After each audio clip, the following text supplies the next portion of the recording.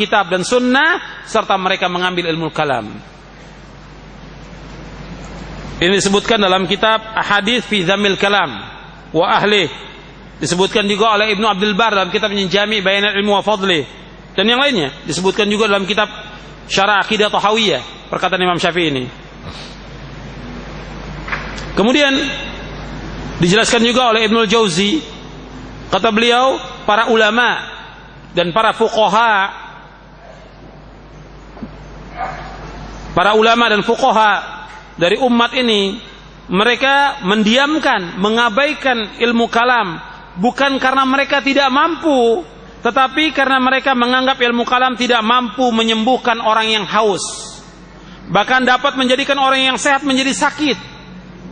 Oleh karena itu mereka tidak memberi perhatian kepadanya dan melarang orang untuk terlibat di dalamnya. Jadi ulama Ahlussunnah melarang orang belajar ilmu kalam karena bukan dari Islam. Para ulama melarang mempelajari ilmu filsafat karena bukan dari Islam. Awalnya bukan dari Islam, ya dari orang-orang kafir, ya dari Plato, Aristoteles dan yang lainnya, bukan dari Islam. Dan diterjemahkan ke dalam bahasa Arab pada zaman Khalifatul Ma'mun pada abad kedua Hijriah, sampai kata para ulama Allah akan menuntut Ma'mun nanti sampai hari kiamat. Kenapa dia memberikan kebebasan orang menerjemahkan ke dalam bahasa Arab? Yang mulai nanti timbul fitnah tentang khalqul Quran dan yang lainnya pada zaman itu, pada abad kedua Hijriah. Kemudian kita lihat bagaimana menyesalnya orang-orang yang mempelajari ilmu kalam, menyesalnya orang-orang yang mempelajari ilmu filsafat, karena ilmu ini tidak bermanfaat. Ini pengakuan mereka. Saya sebutkan di antara yang taubat, ya di antaranya Al-Ghazali, itu taubat. Di antaranya lagi Fakhruddin Ar-Razi dan yang lainnya. Ada deretan para ulama yang mereka bertaubat di akhir hayatnya. Di antaranya Imam Fakhruddin Ar-Razi, yang sebelumnya, jauh sebelumnya, Imam Abul Hasan Al-Asy'ari itu taubat. Imam Abul Hasan Al-Asy'ari. Adapun akidahnya, manhajnya yang diikuti sekarang ini, yaitu pada waktu dia fase masa kedua. Tadinya dia mengikuti Mu'tazilah, kemudian keluar dari Mu'tazilah, dan ini disebarkan ajarannya, kemudian diikuti oleh orang, kemudian setelah itu dia taubat, mengikuti pemahaman salaf. Dia menulis kitab, yaitu Al-Ibana an Ushulid Diyanah. Kemudian dia menulis juga kitab Ar-Risalah ila Ahli Tsaghar. Kemudian juga dia menulis kitab Maqalatul Islamiyyin, yang dia bertobat. Di antara ahli ilmu kalam yang terkenal dan juga ahli filsafat, yaitu Fakhruddin Ar-Razi, yang wafat tahun 606 Hijriah. Dia menyesal di akhir hayatnya karena mempelajari ilmu kalam dan filsafat. Beliau berkata begini, nihayatu iqdamil uqulu iqalu wa aktharu sa'il alamina dhalalu wa arwahuna fi wahsyatin min jusumina wa ghayatu dunyana adhan wa wabalu wa lam nastafid min bahthina tula umrina siwa an jama'na fihi qila wa qalu. Kata beliau, akibat dari keberanian atau kelancangan akal adalah akal menjadi terbelenggu. Kebanyakan usaha manusia adalah kesesatan. Ruh-ruh kami dalam keterasingan dari jasad kami. Akhir dunia kami adalah sakit batin, tersiksa, dan kekacauan berpikir. Kami tidak mendapat manfaat apapun dalam kajian kami seumur hidup, kecuali hanya mengumpulkan konon katanya dan katanya. Kemudian beliau menyebutkan, sungguh aku telah mengkaji metode ahli kalam dan cara pandangan filsafat, maka aku melihatnya tidak dapat menyembuhkan orang yang sakit dan tidak pula melenyapkan dahaga. Aku mendapati metode terdekat adalah metode Al-Quran.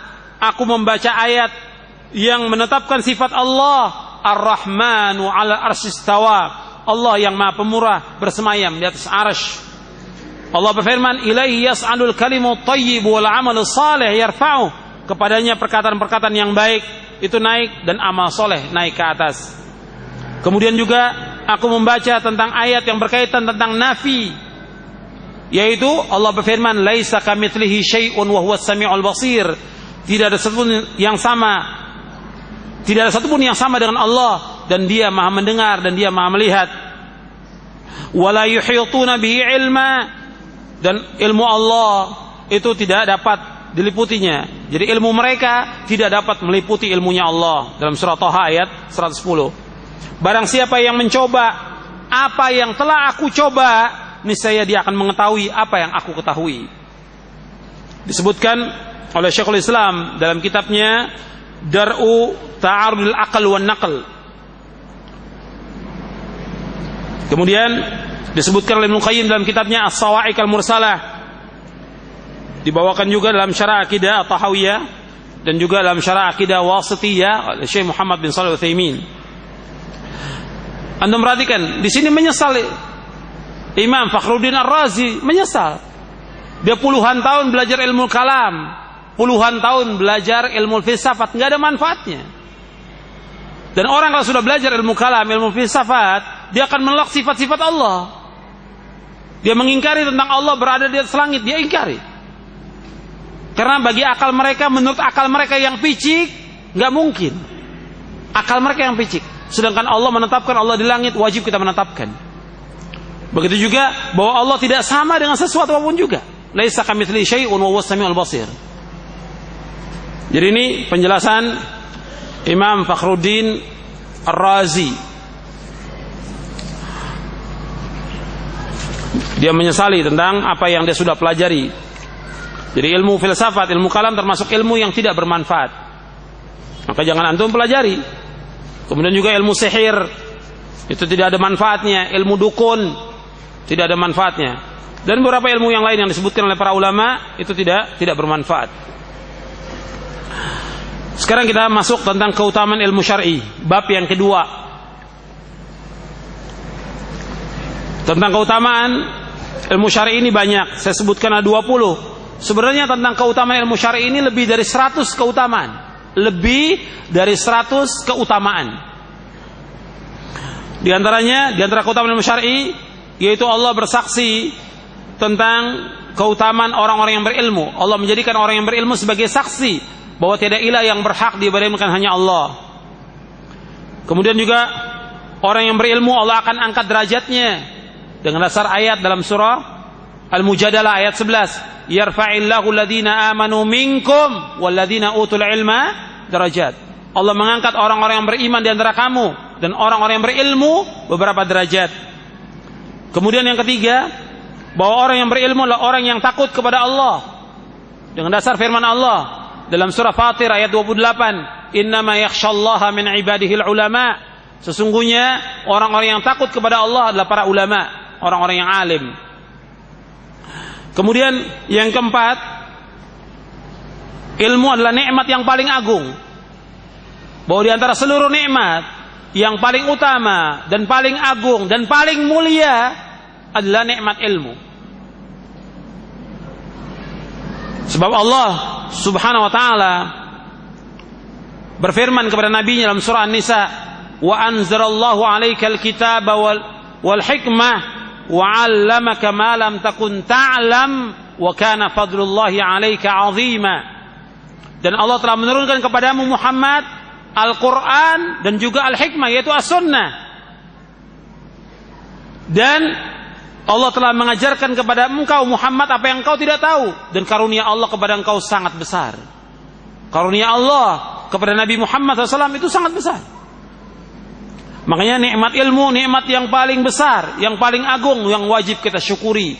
Makanya kita bersyukur kepada Allah, diberikan hidayah oleh Allah menuntut ilmu syar'i.